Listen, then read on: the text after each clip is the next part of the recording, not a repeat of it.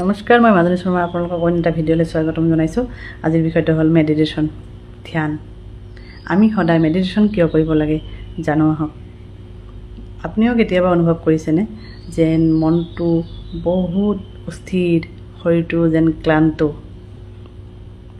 লাখ লাখ মানুহে মেডিটেশ্যন কৰিছে।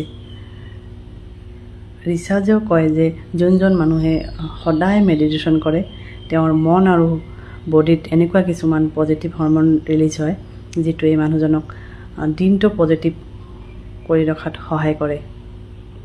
তেওঁৰ কনচেনট্ৰেশ্যন বহুত ভাল হয়, তেওঁৰ মাজত প্ৰডাক্টিভিটি বহুত বাঢ়ি যায়। মানুহজন যিকোনো কামতেই পূৰা ফ'কাছ কৰিব পাৰে।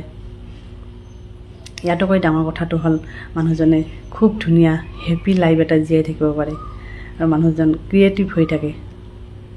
এতিয়া চব মানুহে কৰ্মব্যস্ততা, এই ব্যস্ততা ভৰা লাইফটোত নিজৰ বাবে সময় উলিয়াই অলপ টাইম হ'লেও আমি সদায় মেডিটেশ্যন কৰিব লাগে। তেতিয়াহে আমাৰ মন আৰু শৰীৰ দুটাই সুস্থ হৈ থাকিব। থেংক ইউ, ধন্যবাদ। আজিলৈ আহিছোঁ।